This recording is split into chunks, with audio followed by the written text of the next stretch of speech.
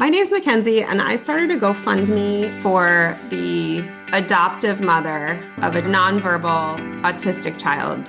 The mother had lost her job because she wasn't able to find adequate care for this autistic child. So she really needed some help with living expenses, paying some back bills. So I launched a GoFundMe to help support them during this crisis. And we raised about $10,000 within just a couple of months.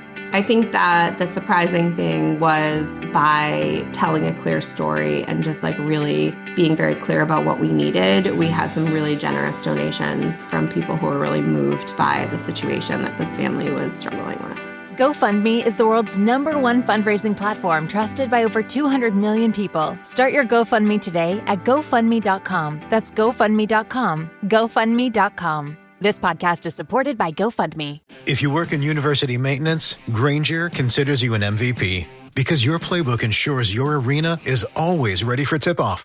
And Grainger is your trusted partner, offering the products you need all in one place, from HVAC and plumbing supplies to lighting and more, and all delivered with plenty of time left on the clock, so your team always gets the win. Call 1-800-GRAINGER, visit Grainger.com, or just stop by. Grainger, for the ones who get it done. Everybody likes a good story, right? I think that I'm a pretty good storyteller. So I'm going to give you a story. This is a true story. A funny story that happened to me. I'll be honest with y'all. I like to travel, just like most of you. I love to travel. I am big on traveling. I've said it before in this podcast. My two favorite cities to go to in the world. Number one, New York City. Number 1A, Los Angeles, California. Those are my two favorite places to go, right? I have traveled internationally. And I enjoy traveling internationally. But I am very, very cautious about where I go internationally because I know that everybody doesn't necessarily take too kindly to Americans. I'm not really sure how people take I don't know if people take too kindly to Black Americans. And I am an American and I am Black. Well, first and foremost say I am Black. That goes without saying. I'm Black and then I'm an American. But anyway, so I always say, when you go out of town, you got to play by the out of town rules. You can't go someplace and make waves. And so I always keep that in mind, particularly when I'm traveling. And if I travel internationally, I know that whatever you do, you don't want to mess with the locals and you don't want to offend the locals. Funny story, sidebar real quick. I remember my wife and I, we went to Jamaica for a honeymoon, and then we went again for a wedding. And both times that we had an excursion to Dunn River Falls.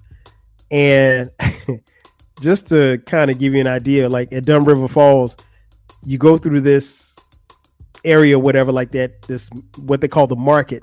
And at the market, there are people who are trying to get you to buy stuff, and they do what they call bartering. So like if you got this piece of wood and they're trying to sell you this piece of wood that says that they can carve out your name in this piece of wood, and they're trying to sell it to you for 10. If you say, hey, I'll give you 5 for it, there's no set price, right? So it's like one of those things.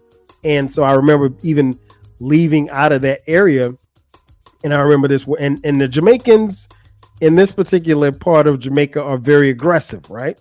And I remember going through the market and everybody's like, hey, you want this? You want this? Like they were trying to get you to buy stuff, and you're literally walking through a crowd of people and they're constantly asking if you want to buy something. And one Jamaican brother said, he's like, man, he was trying to get me to buy this piece of wood. And I was like, nah, man, I'm good. He's like, nah, man, go on, bro. You need to buy it, my brother. You need to buy it. I was like, nah, man, I'm good. And he was like, you motherfucker, you not black. You ain't no brother. And I turned around like, what the hell did you just say? But when I turned around, I realized like, dog, you not in the United States.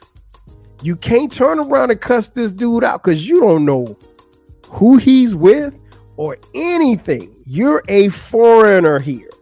You can't trip. So I turned around and then I turned my ass back around and kept walking. He was offended that he said I wasn't black because I didn't buy his piece of wood. So that was a little lesson that, you know, when you out of the country, you got to play by the rules. You know what I'm saying? You and you don't want to make waves. So back to the lecture at hand. At the time of this recording, last summer, got a chance to visit Cancun, Mexico. First time for me heading out to Mexico. I'd never been to Mexico before. For those of you, before you ask, I don't speak a lot of Spanish. I can speak Spanish. I can't speak it fluently, though. If you speak Spanish and you talk like this, I can understand you. But if you don't talk like that, I don't understand what you're saying. Like, I can pick up on words. I took Spanish in high school, but high school is 30 years ago, right? So, and then, you know, honestly, Spanish is a lot like English as far as some of the words. Now, phrases and stuff, I'm not really that up on. But anyway, I'd always kind of hesitated toward going, and I'm not really big on going places where I don't speak the language. So if I were to leave the United States, I want to go someplace where I speak the language, or at the very least, I have someone with me who speaks the language, because if there's ever trouble, I need to know what's being said. You know what I'm saying? I don't need nobody saying, hey, let's jump this dude. And I don't know that they about to jump me. Right. So anyway, made my way to Cancun. My wife and I, Sharice, we went to Cancun to celebrate my homegirl, Shelly Shell's 50th birthday. Shout out to Shell. If you guys been following the podcast, you've heard her on here before. So yeah, it was a big 50th celebration. I mean, it's a milestone. It's Shelly Shell. She's turning 50. You know, we're going to go to Cancun and turn up. And I hit Shell up and I was like, yo, who, you know, just like anybody else, you ask, okay, well, who all's coming? You know, and Shella introduced me to a couple of her friends that they were coming. And some people that she had talked about, some people I'd seen on Facebook or whatever like that. And like, if you know Shell, you kind of know her friends just through some of the experiences and posts and stuff that she's made or whatever like that. So everybody that she told me that was coming was cool. I'd only met 2 other people, and then I'm friends with one of her other friends. So there was going to be some familiar faces, if you will. But for the birthday trip, it was going to be about, I want to say it was a couple of couples, but I think all in all, I think we're about 20 deep, and we were staying at this resort, beautiful resort in Cancun. So Sharice and I fly in, we get there. And I'd ask y'all, I'm like, yo, what's the plan? What we doing? How we moving? You know, we doing something, you know, and whatever. She's like, there's an itinerary. This is what we're going to do, blah, blah, blah, blah, blah. And so we got in on Sunday, and Shell's birthday was on that Tuesday. Well, the plan was that we were going to leave the resort on Tuesday on Shell's birthday. We're going to go to dinner at one of the restaurants on the resort. And then after that, we were going to hop in a couple of vans, because we were all going 20 deep. And we were going to hop in a couple of vans. And we were going to go downtown Cancun. Actually, it wasn't Cancun. It was like some other neighboring city. Let's say Cancun. All right. So we were going there, and we were going to, you know, hang out and party. And that's all she said, was just hang out and party. I'm like, all right, so, you know, what's with this party? But the resort was beautiful, great restaurants right there on the beach. Sharice and I enjoyed ourselves. It's all inclusive. So we ate, we drank. I drank so much, man. It was ridiculous. But it was. I mean, I ain't get drunk or nothing like that. But I had my fair share of drinks. So anyway, so fast forward to Tuesday. So we all go to dinner. We sang happy birthday to Shell, and everybody got a chance to get up at dinner and say something nice and talk about how they knew her and stuff like that. And some of her, like, she had childhood friends that she's known since she was like 4 or 5 years old and everything. So it was really, really dope. Everybody in the party is cool. Everybody that all of her friends are cool, and I got a chance to get to know some names, that some people that I'd seen on social media but didn't know them personally, whatever like that. And so it was all love. So it's not always easy to travel in big groups, particularly when you don't know people like that. But this was cool because, again, all of us are grown. We're not little kids, right? So they rented 2 vans. And let's just say there were 10 people in each van. And so so the van comes to pick us up from our resort. And now keep in mind, now when you're on the resort, everything is taken care of, everything's paid for. You already paid for everything. So you don't need nothing. You don't even have to tip people. And again, and what's cool about it was, like, you're walking around the resort and have gardeners and people doing landscaping and stuff like that. Everybody's friendly. Hello, good morning, my friend. Good morning, my friend. Good morning, mi amigo. I was mi amigo like for a whole week. And buenos dias, mi amigo. I'm like, buenos dias, mi amigo. And so I was mi amigo, all week, I should say, because we were there for a week. And so we get in the 2 vans and we drive to the downtown scene. And the downtown scene was very modernized. Downtown was probably about a 20-minute drive from where we were. A straight shot, you know what I'm saying? So I was like, okay, this is cool. And so, but before we got in the vans, there was van A and there was van B. Van B was driven. I was on van B. Van A was driven by some guy, and van B was driven by another guy. The guy that drove van B could speak English. The guy who drove van A could not speak English. And before we got into the prospective vans, the guy from van B was talking to van A, and the guy from van B said, "We will drop them off and we will come back and get them." And I saw the guy from van A do like this. He shook his head.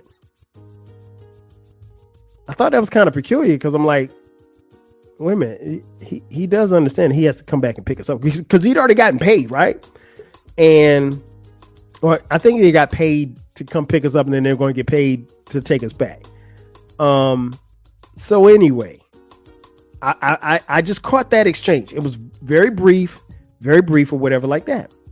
So we drive down or whatever like that. We're riding, and I'm on my. I don't even think I was on my phone. I was really particularly looking at the surroundings because I was mentally making landmarks as to, okay, if I have to scramble, do I know how to get back to where we were? But it was a straight shot, so it was easy, right? So we get to the downtown scene, and they drop us off. And they said, well, hey, we all got out, 10 deep in one, 10 deep in van A, 10 deep in van B. And the guy from van B said, "We will be back at 12:30 to pick you up." This was like it's probably about 9:30. So he's like, "We'll be back at 12:30. Be right here at this stop for in front of this place to be picked up." So he was like, "All right, cool." And so we walked a block and then we turned the corner. So we walked maybe about 2 blocks. And again, now I'm rolling with the crew. I don't know where we're going because I never said like, "Yo, what we doing?" They just said we're going. And then somebody said, "Oh, well, we're going to go to a club." And I was like, "Really? We're going to a club?" I'm like, man, do I really want to go to a club in Cancun? Like, I don't know, and and keep in mind that we still in COVID now. This ain't the height of COVID, but it's still, this is summer 2022, right?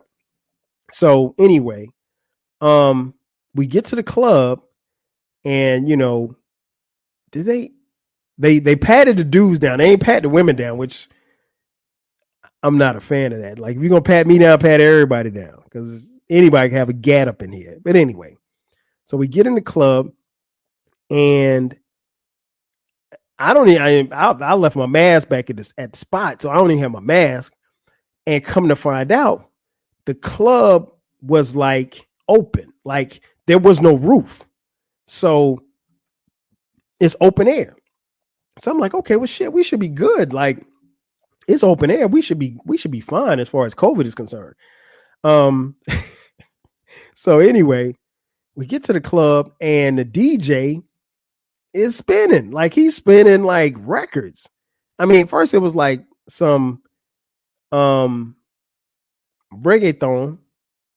and then he went to his American set, and he was actually playing hip hop. So we in there, like, he's playing 50 Cent, he's playing Dr. Dre, he's playing like a nice little set. So we in there jamming, and the club was actually kicking. Like, when we first got in there, we were one of the first few people to get in there. But like within an hour's time, man, the club was packed. So I mean, like, I got my drip on, as the kids say. Sharice, she's dripped out, and Shell is here, and everybody, and we got bottles, and we were having drinks, and like everything was dope, man. It was and then the cool part about it was, with the club being open air, there was a constant breeze that was coming through. So you weren't even like really sweaty, even though it was hot, because again, it's Mexico. But it was still, it was dope. And so I was standing was like on the stage, and I was standing next to the DJ, and he played something, and I pointed to him like, yo, I feel you. And he hit his chest like, my man. And I was like, okay, my man, play something. And so he went and he started scratching and stuff, and he played like the South. Like, he was playing like Outkast, and his set was nice. I mean, like, I was impressed for Mexico, right? So I'm like, man, this is dope. So me and Sharice are dancing. We're on the stage, and then we went off the stage, and then we moved into like this VIP section. So we're in the VIP, so we're above everybody else. So we're kind of looking down on the crowd, and we saw some funny things happening. We saw, because Sharice and I love to people watch. We people watch, and we elbow each other like, look at this right here, like that. So that was funny. So we were laughing, and we were just having a good time. One of the cats that came with us, he got like slizzard, and so he fell asleep in the club, and that was funny. I got a video of him going to sleep in the club.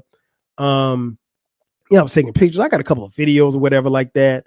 So it was dope, man. It was so dope. And then, like, you just knew like something was going to happen. Like, it was almost too good to be true. So a couple of ladies left the club, right? They said that they were hungry, and it was two ladies. They left the club. They were with us. They left the club, and they said they were hungry. They were going to go get something to eat and come back, because apparently in Cancun, you can leave the club and come back in. No problem, right?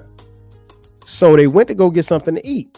But by this time, it's like getting close. It's like right around midnight. So, we're kind of like, okay, well, we probably need to start making our way back to the spot.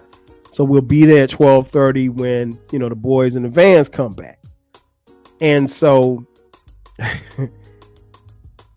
we all kind of got together, and we rounded up the crew. So we're, 18 deep now. And we leave the club. We got to walk 2 blocks. Well, in the last half a block, we saw the two ladies, and they were sitting outside on the patio of this pizza place, right? And so we said, what's up? We was like, yo, we going to the spot. We're going to be around the corner, because it literally was around the corner. And they were like, all right, cool. We about to leave in a minute. And it's probably about 12:15-ish, So we still on time. I mean, we'll get there to the meeting spot and be cool and be ready to roll once the vans pull up. And so we're standing there. And so we walk past, again, the ladies are still there, and we're standing there. So we make it to the spot. So I'm talking to Sharice, and I'm like, yeah, blah, blah, blah, blah, blah. And I was like, you had a good time? She was like, yeah, I had a good time. We talking to Shell, and everybody's laughing and joking. And they had already made contact with the van people, and they were coming back to come scoop us up, right? So we were there a little early, and, we just waiting on the van. And then one van pulls up. Just one. And we're like, well, where's the other van? So van B pulls up, but van A does not pull up. And remember, I told you that the guy from van A said, like, he wasn't coming back. And so we were standing there trying to figure out. So the guy from van B jumps out, and he's like, I'm trying to get somebody else. He was like, my friend he couldn't come back, or whatever. Like, he's offering up some lame ass excuse. And so we were standing there befuddled, because we're like, bro, we 20 deep. 20 people can't fit into this thing. It's a 10 passenger van. So that's all it's going to be. And so we're standing there. So we're trying to figure out, like, who's going to get in the van. I mean, by this time, Sharice's like, look, we getting on this van. She's like, we getting in this van. I was like, all right, let's just kind of wait and see what's what. And so we're still standing there waiting, and, people are about to start getting into the van. And then all of a sudden, I see one of the guys, a guy named Gary. Gary comes around the corner, right? And his real name's not Gary. I'm not going to use the real name. Gary comes around the corner. Gary's like, I see his mouth moving, but I'm not understanding what he's saying. And he's coming around the corner. He's walking fast. And right behind him are the two ladies. And Gary's like, get the fuck in the van. Get the fuck in the van. Get the fuck in the van. Get the fuck in the van. And I'm like, who is he talking to? And they're right behind him. So the ladies go and they jump right in the van real fast. And then all of a sudden you see this little Mexican guy come flying around the corner. And I mean, he's like speed walking. And I'm like, man, what the hell is going on? And I literally said, what the hell? Because the Mexican guy is saying something. He's fussing and he's yelling, and it's in Mexican. And I don't understand. I mean, it's in Spanish, and I don't understand what he's saying, because he's talking too fast. And he said, the one word that I did hear was police. And I said, police. And as soon as I kid y'all not, as soon as I said police, woo, two Mexican police cars pull up, and the cops get out, and both cops are carrying AK-47s. AK-47 is the tool. Don't make me act a motherfucking fool. So I'm like, what the hell is going on here? And so the cops pull up, and the little Mexican guy is fussing, and he's pointing at the van. And then he goes from speaking in Spanish to speaking in English, then speaking back in Spanish, which I think is crazy, because, like, don't play with me, man. Just speak your language. And so he's fussing at them. And then so the guy gets out. Gary gets out of the van, and Gary says, look, this is what happened. And if Gary's trying to speak, and Gary's speaking in English, and these Mexican police looking at him like, man, I don't know what the hell you talking about. Like, somebody better speak somebody better speak Spanish, or it's going to be a problem. Here's what happened. The ladies were at the pizzeria, right? They wanted to get something to eat. The pizza place, they ordered pizza. The pizza came. They went to bite into the pizza, and according to them, the pizza was not cooked. It was doughy and it was cold. Now, pizza that they just purchased, both of them had doughy pizzas that were undercooked, right? And unbeknownst to us, when they got these uncooked pizzas, they told the waiter, and the waiter said, well, these are your pizzas. And they said, well, can you send them back? Because these pizzas aren't cooked. They don't taste good. And so he went and got the manager, which was the little Mexican guy. And the Mexican guy said, the manager said, look, y'all ordered these pizzas. Y'all are going to eat these pizzas. And you're going to pay for these pizzas. And they were like, no, we're not paying for this, because the Mexican guy obviously could speak English. And the lady said, no, we're not paying for these pizzas. And Gary happened to be with them at the time. So Gary kind of stepped in and tried to negotiate and be like, well, look, hey, my man, you know, these pizzas aren't cooked. They're not going to eat these pizzas.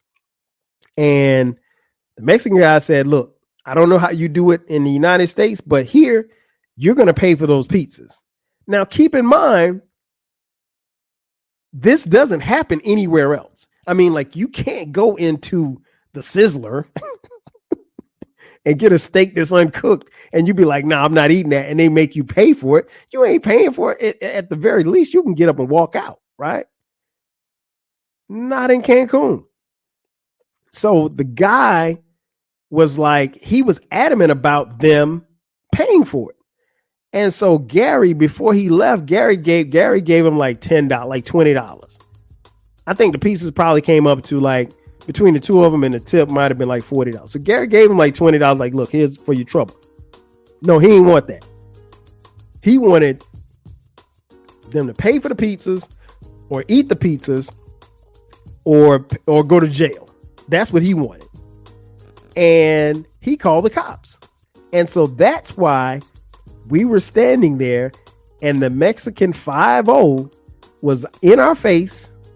And all of us are standing there on the sideline. Keep in mind, we're waiting on the other van, which wasn't coming, unbeknownst to us, because we didn't know, because the driver, I heard him on the phone calling like 5 different people because he couldn't get someone else to come to pick us up. And we were adamant about the fact that we were not going to leave. You know, if it was 10 of us that could get into that van, we weren't going to leave the other 10. We all left together. We all came together. We're going to leave together. And so you had that going on, that scenario going on. And then you had the Mexican pizza police. So the guy was just so adamant about them paying. Again, think about it like this. You go to, I don't know, Red Lobster, and your shrimp ain't cooked. And you tell them to take it back, and they're like, no, we're not taking your shrimp back. And they tell you that you got to eat it. And if you say I want to leave, then you just leave. You don't have to pay for the shrimp. But in Mexico, in this particular place, this dude wanted the money. And again, Gary had already gave him $20. So he is on the sidewalk adamant. I mean, he's throwing his hands up. He's cussing and fussing. And the police are just standing there like, look, what y'all going to do? You want to go to jail or you want to go home? And me and Sharice are looking at each other, and I'm like, yo, bro, I did not come here.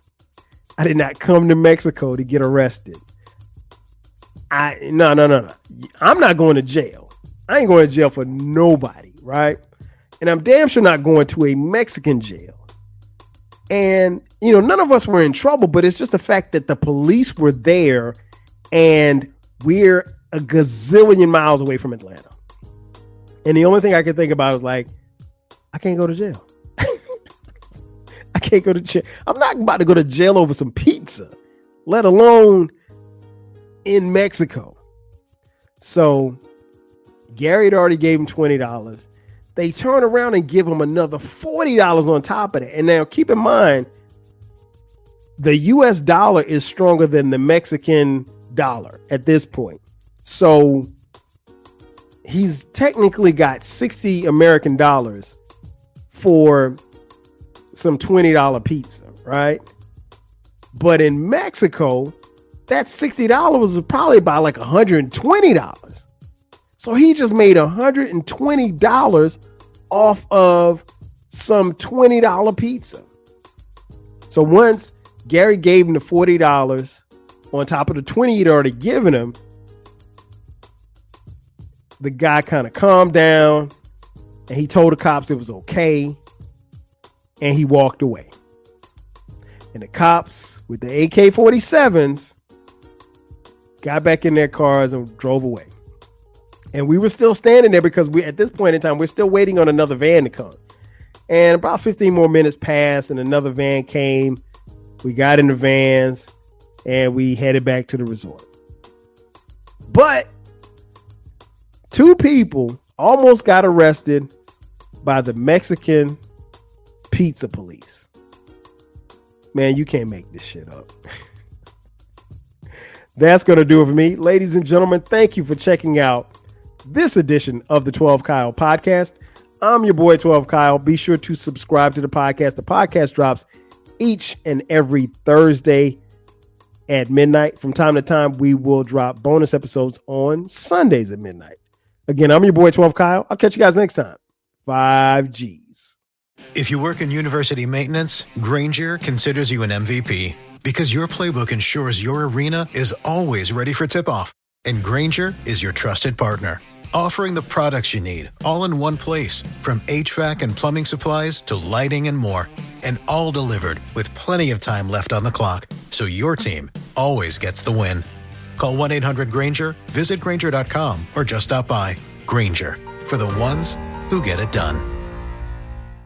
Today's tip from the injury law firm Greenberg and Betterman. Too many pedestrians lose themselves in their phones and have accidents when they walk. So don't do it. Greenberg and Betterman is here to help you. Contact gblawyers.com, that's gblawyers.com, and feel better.